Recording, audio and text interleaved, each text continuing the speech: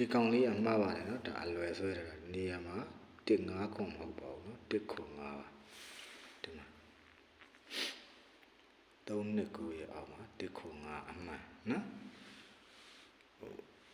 အခြား YouTube တွေကလည်း live လွှင့်မရဘူးဘူးဒီလိုတော့တင်းမရဘူးနော်ဘာတွေဖြစ်တယ်မသိထူကြထောင်ကြတာမသိ